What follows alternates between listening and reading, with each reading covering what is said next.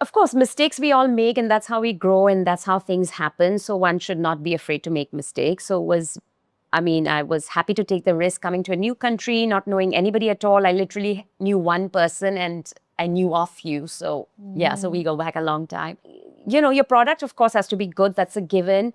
But marketing plays a huge role in any business, I think. So if So you, true. yeah. Yeah.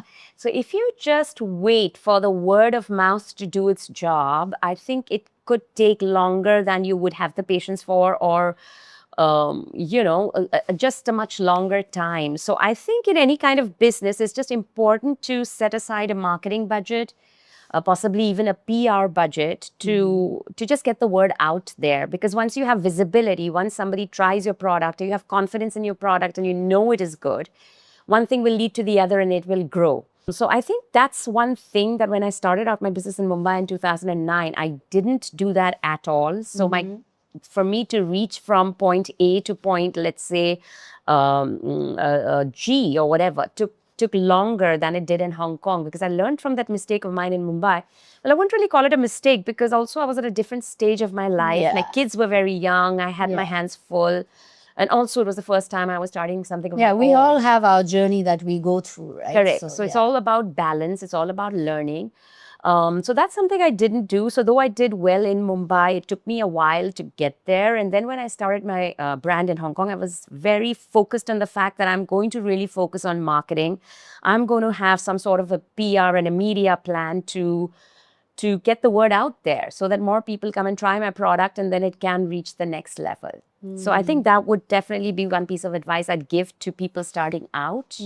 Totally agree. Money is always such a conversation, right? And so with as with anyone, I'm sure people want to know, like, what are the first things that we should focus on. And marketing and PR for me also, I started without any idea. So I think that's something that all of our viewers should keep in mind too, if they're starting out into, entrepreneurship or getting their own things done.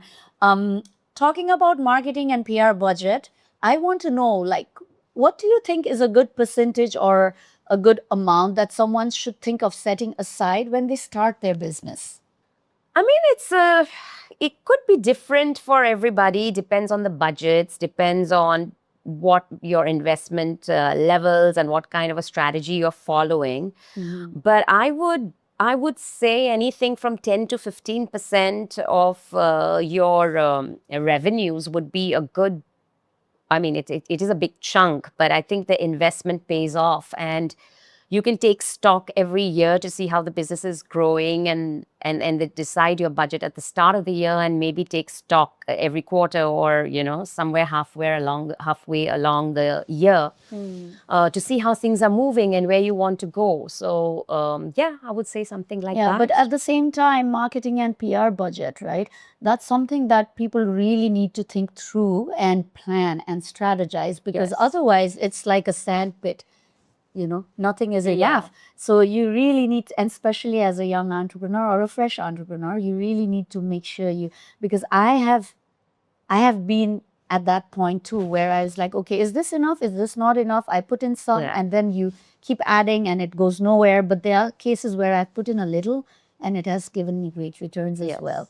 And that, I think, also comes with experience a little bit, but those who plan ahead win. Yeah, I think that's a great point you make, because it's not just about setting aside the money and just saying, I'm going to put this in marketing or PR. Yeah. It's also identifying the right Where it channels. should You have to go, know your exactly. product in terms of price point. What is your market? What is your target audience? What is the price point? Yeah. If this is your price point, what are the places that you want to be seen at? Which are the events you want to be seen at? Does it make sense for you to be seen in a particular publication or a particular event, or is that not your target audience? So I think that analysis is very important for you to land up and be visible in the right. You're a creative founder, and don't just spend on what you're good at. Spend that first bit of capital to buy back your time that can be well spent doing things that will give more returns to you. So hire someone to handle the receipts, the filings, the organization, things that that's So can free tied up it your down. mind. Yeah, do exactly, creative exactly. work. From day one, I think from day one, it's very. I kept thinking, I'll make money and then I'll hire. I'll make money and then I'll hire. But it's not how it goes, you know. So if it feels like boring expenses, it's actually an investment in your mental freedom to keep on creating, to have your time spent on things that you need to be spending on. It's your foundation. If your foundation is organized, so your brand can grow and with the full potential, and you know, without you drowning in paper. So Yeah. that's one thing that I would change right from the start. I learned it a little bit of a hard way, but all's well that ends well. And I hope the viewers who are listening to us, if that's you right now, you heard me. Yeah, this is great advice, I think, because like you said, you have to free up your time to do things which you are great at, to take the brand to the next level.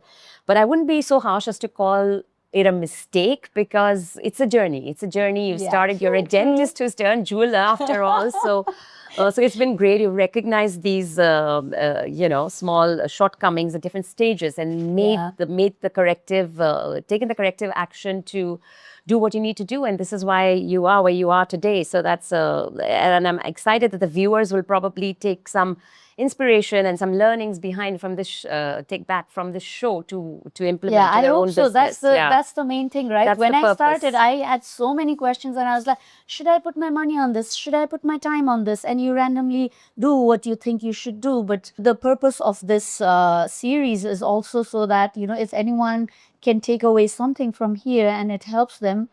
I'm just thinking of myself 8 years ago, and I hope it really helps whoever it is I'm who sure. needs that help.